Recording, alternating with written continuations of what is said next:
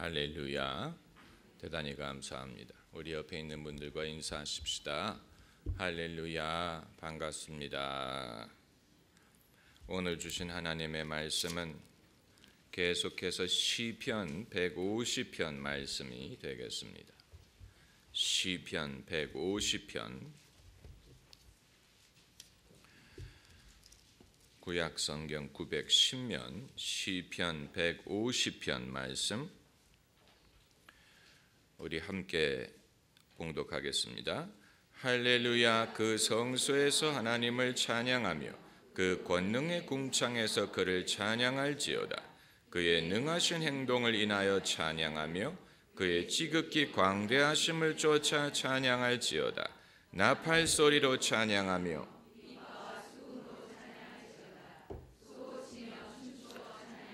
현악과 퉁소로 찬양할지어다. 큰 소리 나는 재금으로 찬양하며 높은 소리 나는 재금으로 찬양할지어다. 호흡이 있는 자마다 여호와를 찬양할지어다. 할렐루야. 아멘. 공동으로 드리는 예배를 어떻게 드리는 것이 합당하냐? 이것이 오늘의 주제가 되겠습니다. 여러분이 셀 모임에서 예배를 드리든 가족 예배를 드리든 여전도의 예배를 드리든 아니면 주일 예배를 드리든 우리가 그동안에 배워온 예배 정신, 예배 목적을 최대한 살릴 수 있는 예배의 방식이 무엇이냐? 이것은 혼자 예배 드릴 때의 일이 아니고 함께 모여서 예배를 드릴 때 어떻게 드리는 것이 좋으냐 하는 문제입니다.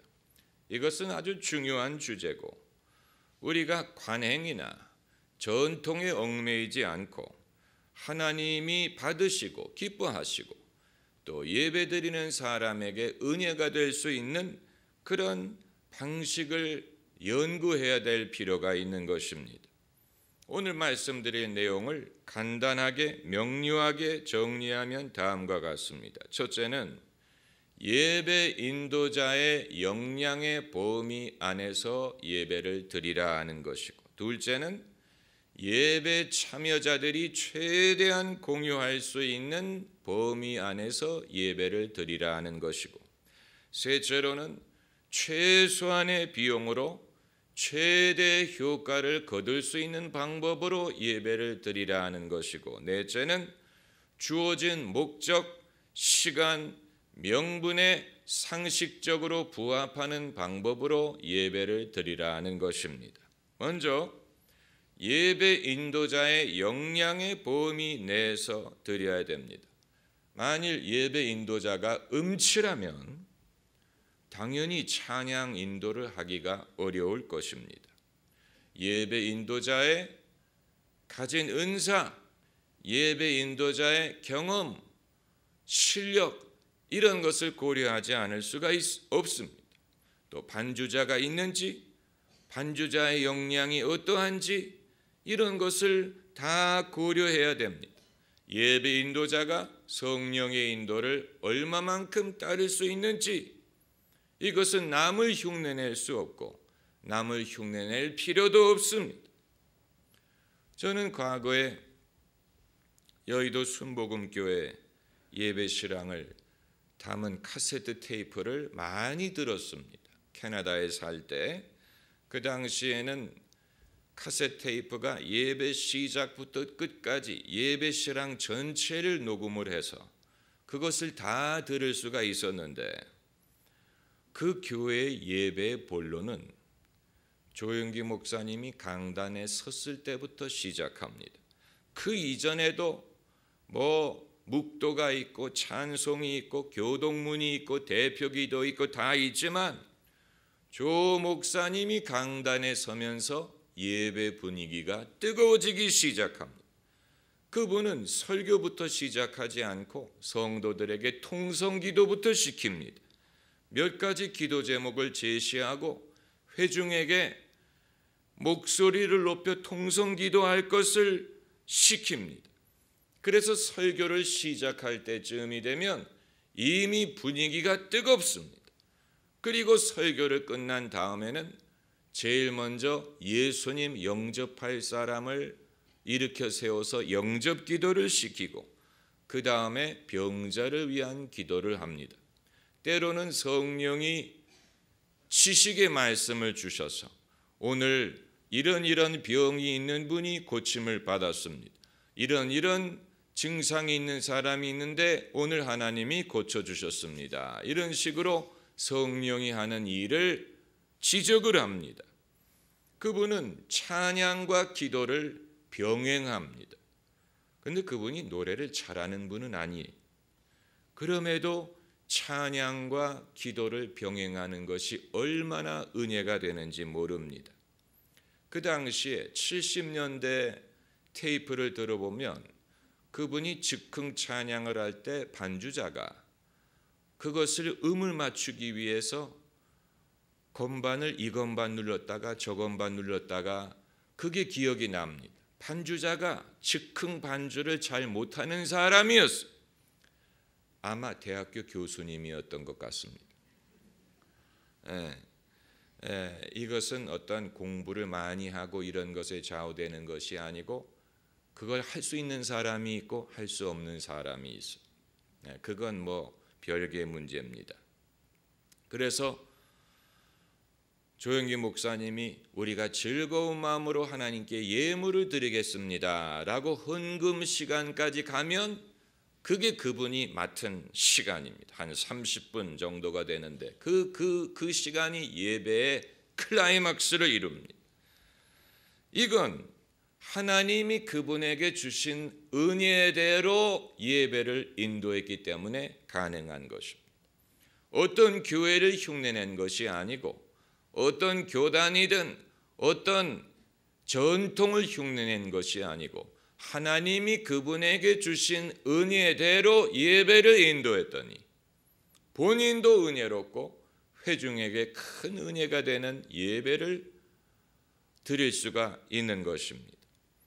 그 순복음교회의 특징은 주일 예배를 그런 식으로 드리는데 그 교회의 수요 예배든 새벽 기도회든 철야 기도회든 어떤 예배보다도 주일 낮 예배가 제일 뜨겁다 하는 사실, 그것은 아주 의미심장한 사실입니다. 그것은 사람이 그렇게 정했기 때문이 아니고 하나님이 그것을 원하시기 때문에 가능한 것입니다.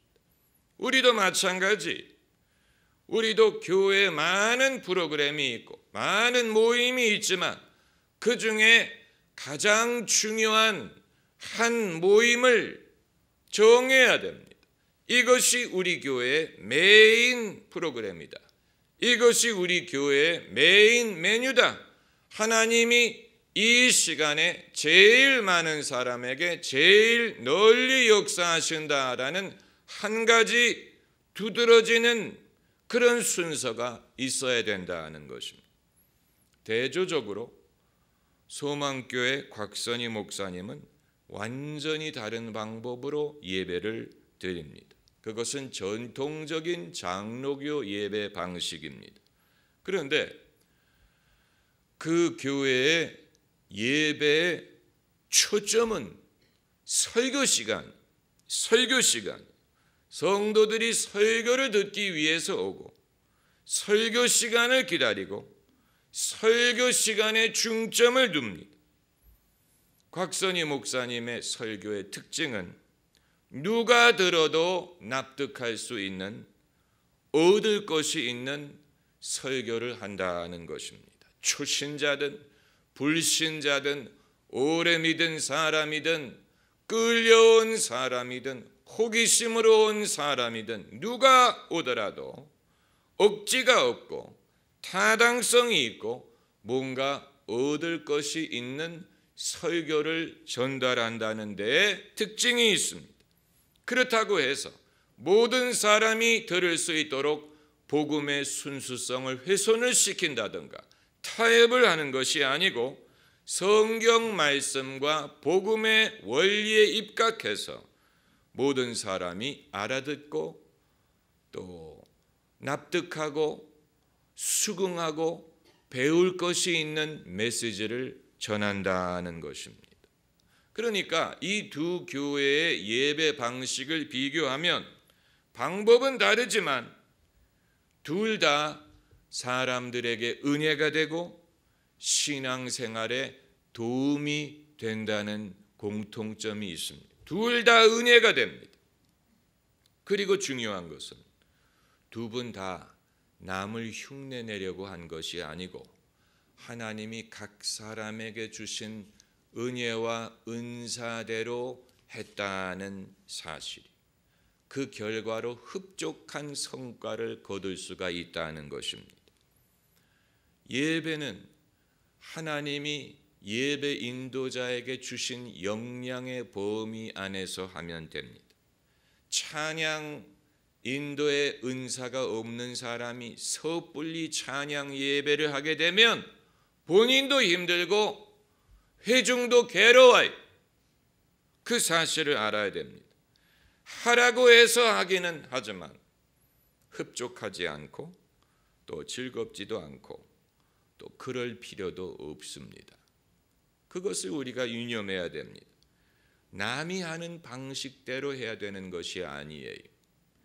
여러분이 셀 예배든 가족 예배든 직장 예배든 간에 어떤 예배를 인도하게 될 때 자기의 역량의 범위 안에서 내게 하나님이 은혜 주신 대로 하면 됩니다. 찬송가 부르기가 힘들면 반주기를 사다가 틀면 됩니다. 반주자가 없으면 반주 없이 하면 됩니다. 반주 없이 찬양하는 것이 반주를 섣불리 넣는 것보다 더 쉬운 이유가 뭔지 아십니까? 음을 자기 원한 대로 맞추면 됩니다. 반주자가 반주하면 악보대로 불러야 됩니다. 기뻐하며 경배 높아집니다. 그러나 반주 없이 하면 내가 편한 대로 부를 수 있어요. 기뻐하며 얼마나 좋아요. 정말로 기뻐하며 경배할 수가 있지요. 자기의 역량의 범위 안에서 예배를 드리면 성공적인 예배를 드리는 것이 가능합니다. 둘째로 예배 참석자들이 최대한 공유할 수 있는 범위 안에서 예배를 드려야 됩니다. 그러기 위해서는 참석자들을 파악해야 됩니다. 저 사람들이 어떤 사람들이냐? 오래 믿은 사람들이냐? 처음 믿은 사람들이냐? 교회 처음 온 사람들이냐? 아내에게 이끌려 할 수 없이 따라온 남편이냐? 장로교파냐? 순복음파냐? 그것을 파악을 해야 됩니다. 그래서 최대한의 인원이 공유할 수 있는 방법을 찾아야 됩니다. 그 말은 소수만이 좋아할 그런 방식이 아닌 최대한의 사람들에게 의미 전달이 되고 그들이 기꺼이 받아들일 수 있는 방법이 무엇인가를 찾아야 됩니다. 왜 저희 교회가 주일 예배를 평범한 장로교 스타일로 드리느냐? 그 이유는 최대한의 인원이 의미 있게 부담 없이 예배를 성공적으로 드리게 하기 위한 방법이 거기에 있다고 믿기 때문에 그러는 것입니다. 그것이 이유예요. 교회마다 성격이 없을 수가 없지. 그래서 그 성격에 맞는 성도들이 오게 돼 있습니다. 요즘은 교회가 사람들을 찾아가는 것이 아니고 사람들이 교회를 찾아가기 때문에 결국은 그 교회가 갖고 있는 특징을 좋아하는 성도들, 거기에 맞는 성도들이 오게 돼 있습니다. 그것은 이상한 것이 아니에요. 그러나 때로는 성도들이 자기의 취향과는 상관이 없이 참석해야 되는 그런 경우가 있어요. 가정 예배라든가 추도 예배라든가 결혼 예식이라든가 장례 예배라든가 이런 것은 취향과는 상관이 없이 참석해야 되기 때문에 참석할 때가 있습니다. 그런 상황에서는 그 예배가 가급적 많은 사람들에게 은혜가 전달이 되고 의미 있는 예배가 되기 위해서는 그 참석한 사람들이 최대한 받아들일 수 있는, 공유할 수 있는 방법으로 예배를 드리는 것이 당연한 것입니다. 그것이 지혜로운 것입니다. 그래서 저는 교회 바깥에서 결혼 주례를 할 때 종종 찬송가를 뺍니다. 찬송가를 생략합니다. 그 이유는 결혼 예식에 온 사람들 중에 교회 안 다니는 사람들이 많은데 찬송가를 부르게 되면 그들은 당연히 입을 다물고 있을 것이고 예배가 오히려 믿는 사람과 안 믿는 사람의 거리를 벌어지게 할 수가 있는 것이고 오히려 역효과를 낼 수가 있습니다. 그들에게 뭔가 하나님의 진리를 전할 수 있는 귀중한 기회가 찾아왔는데 오히려 믿는 사람과 안 믿는 사람의 격차를 부각시킨다면 역효과를 낼 수밖에 없습니다. 그렇기 때문에 찬송가를 아예 생략하고 곧바로 주례사로 들어가는 것이 교회를 다녀본 적이 없는 사람들에게 하나님의 말씀을 전하는 데 도움이 됩니다. 거부감이나 또 부담감을 유발시키지 않고 그런 것이 없는 상황에서 하나님의 말씀을 전하는 것이 사람들로 하여금 말씀을 청종하게 하는 데 도움이 된다는 것입니다. 그러므로 우리가 예배를 인도할 때 그 예배의 행위를 통하여 무엇을 얻을 것이냐 하는 분명한 목적의식이 있어야 됩니다. 대다수의 교회 행사가 다 똑같을 때가 많아요. 새벽 기도회든 수요 예배든 구역 예배든 주일 예배든 늘 그 나물의 그 밥의 그 나물일 때가 많죠. 여러분 만일 식사를 하는데 아침에도 밥과 된장국, 점심에도 밥과 된장국, 저녁에도 밥과 된장국이라면 그러면 아침, 점심, 저녁을 구별할 필요가 없습니다.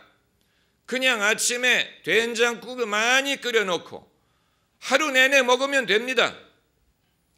그러나 그런 집은 아마 사람들이 점심 때부터는 식사를 안 하려고 할 것입니다.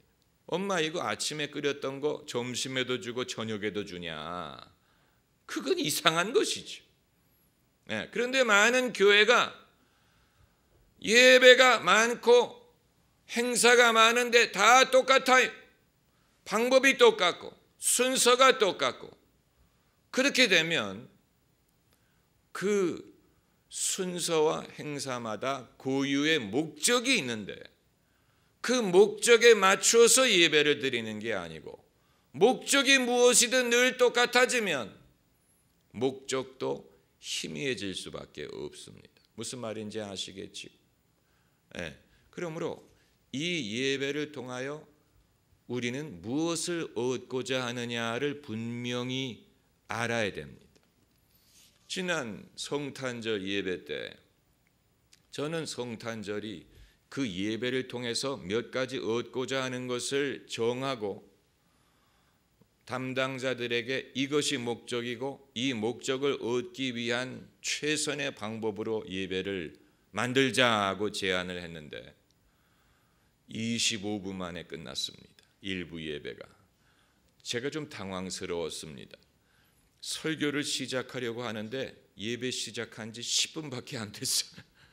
얼마나 당황스러웠는지. 그러나 그건 목적을 이루기 위하여 최대한 효율적이었기 때문에 그렇게 된 것입니다. 너무 효율적이었어요.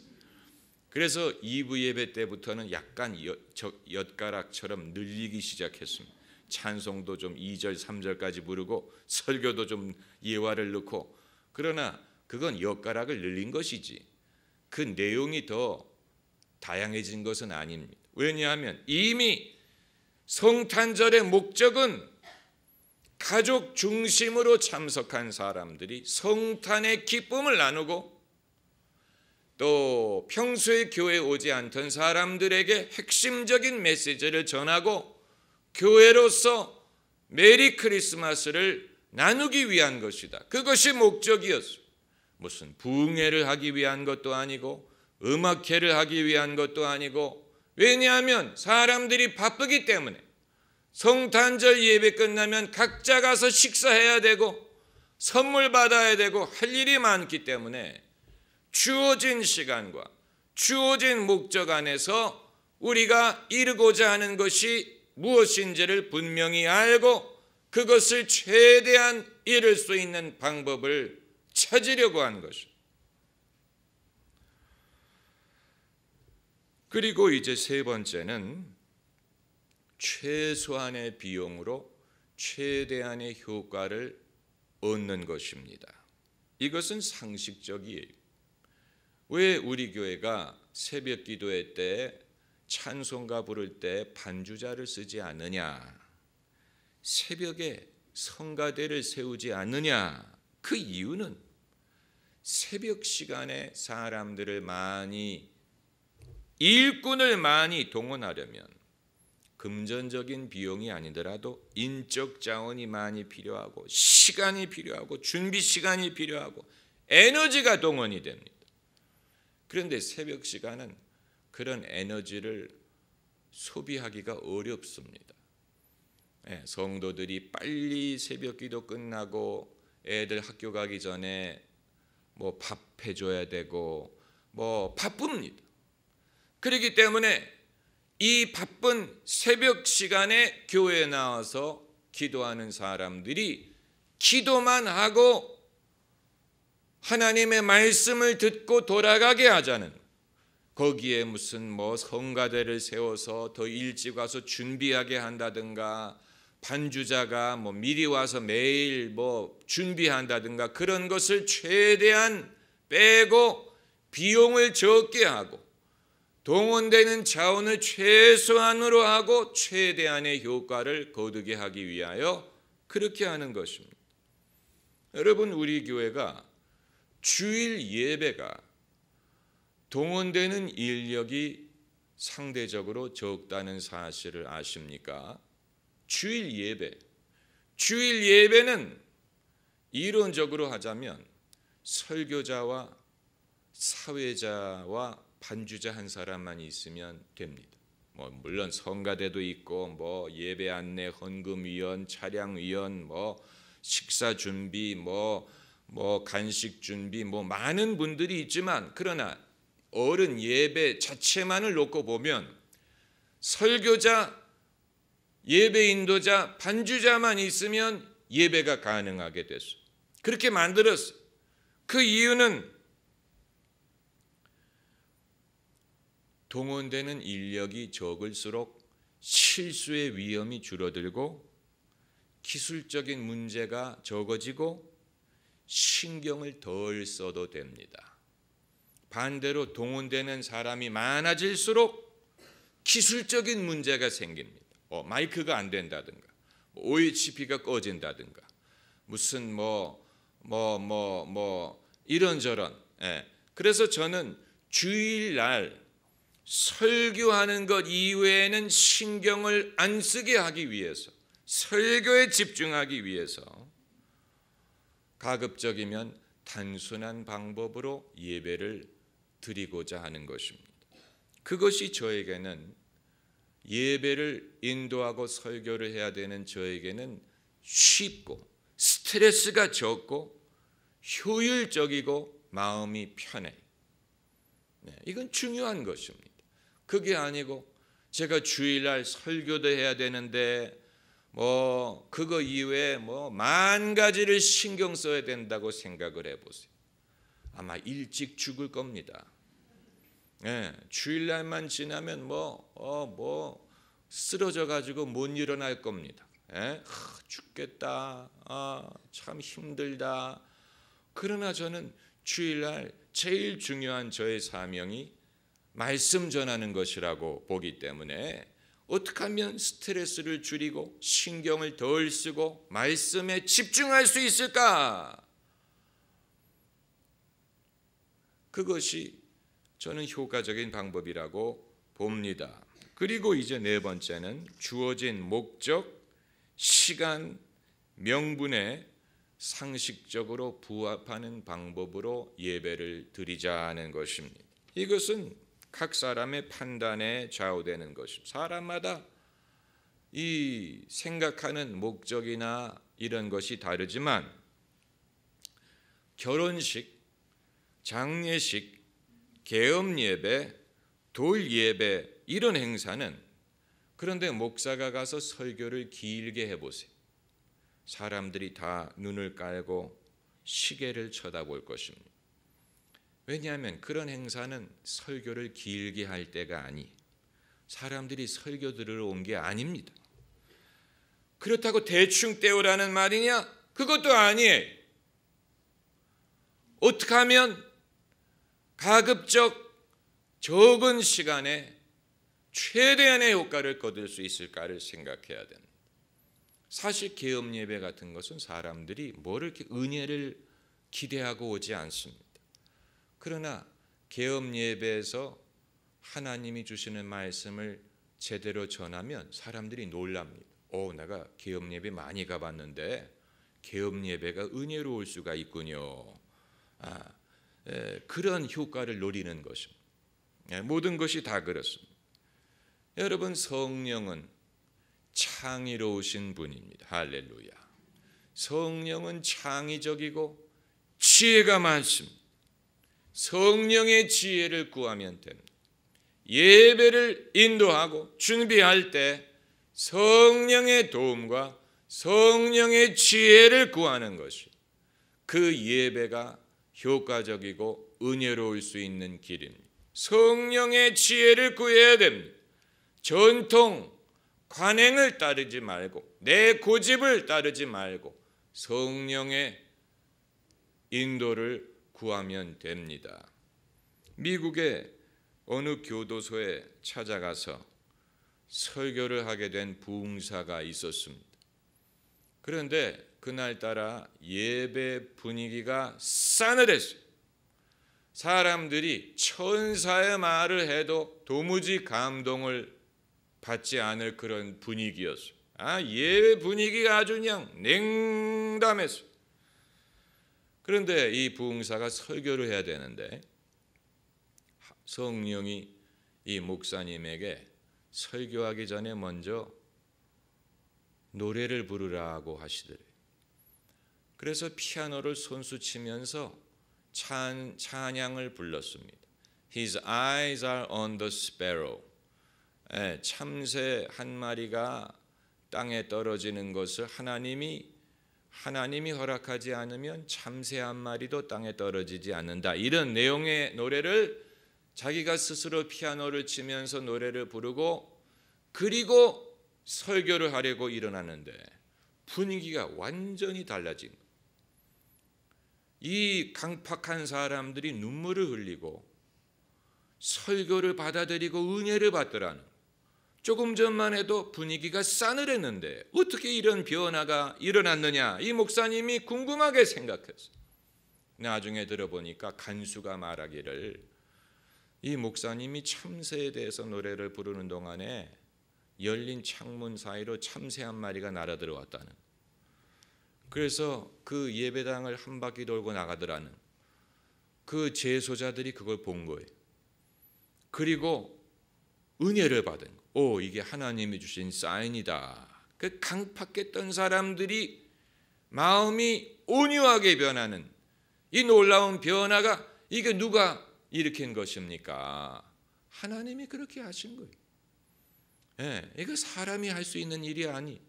사람이 무슨 분위기로 무슨 이런 것으로 사람의 이런 정서를 변화시킨 것이 아닌데 하나님이 하신 거예요. 우리는 최대한 노력을 해서 정성껏 예배를 준비해야 되지만 결국 사람들이 은혜를 받는 것은 성령으로 말미암는 것입니다. 성령이 그들을 감동하셔야 애들이든 어른이든 죄인이든 재소자든 남자든 여자든 은혜를 받을 수가 있고, 성령이 감동하실 때 회심의 역사가 일어나고 거듭나고 회개하고 사람들이 하나님을 만날 수가 있는 것입니다. 할렐루야. 기도하십시다.